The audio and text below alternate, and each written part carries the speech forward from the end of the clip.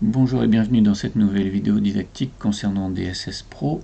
Aujourd'hui nous allons voir ensemble comment configurer quelques options avant même l'ajout de périphériques, comme par exemple la synchronisation horaire, la configuration de l'envoi d'email et la configuration du stockage sur le serveur directement.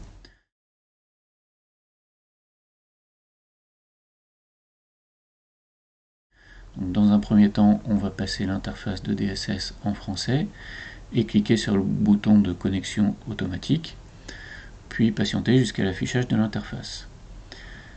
Par rapport à la fin de la vidéo précédente, la licence de DSS a été activée, donc pour cela j'ai été dans la config, dans le menu licence, et j'ai activé mon numéro de licence qui me donne la possibilité d'ajouter différents types de périphériques. Pour maintenant configurer la partie synchronisation horloge, on va se rendre dans les paramètres système, dans synchro heure, et on va activer la synchronisation de l'heure avec par exemple un intervalle à 12 heures. Donc on aura 2 synchronisations par jour. On va également activer la synchronisation horloge sur l'ajout de nouveaux périphériques. Concernant le serveur de messagerie, on va sur le menu qui correspond, on clique sur Gmail, on rentre le préfixe de l'adresse qui va servir à envoyer les adresses email, et dans le mot de passe, on rentre le mot de passe d'application qui aura été configuré sur le compte Gmail. Donc je vous invite à regarder une précédente vidéo qui a été créée pour la configuration de ce mot de passe d'application suite à l'arrêt de la fonctionnalité de faible sécurité. Donc on va saisir ensuite une adresse email de test, on va faire un test pour confirmer que la config soit correcte. Donc selon DSS, l'envoi d'email est un succès et on enregistre.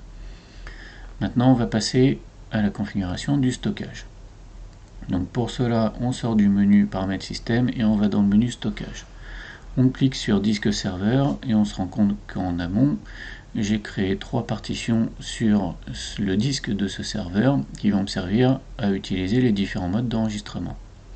Donc dans un premier temps on va choisir la partition D et on va lui appliquer le mode d'enregistrement vidéo.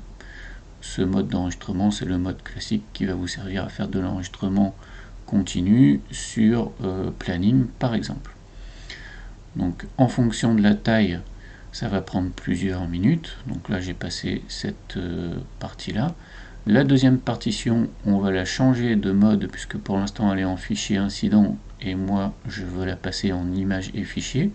Donc ça ce seront les images et les fichiers qui sont sauvegardés en cas d'utilisation de caméra de lecture de plaque, de reconnaissance faciale ou bien de caméra type EPI. Donc là même principe, on patiente pendant le temps de formatage de cette partition et on fait la même chose avec la dernière qui va être elle cette fois-ci réservée aux fichiers d'incident. Donc ça ce sont les événements que vous mettrez on va dire en quarantaine le temps de les traiter. Toutes les partitions sont maintenant formatées et disponibles au fonctionnement. Dans une prochaine vidéo on va voir l'ajout de périphériques. Je vous dis à bientôt.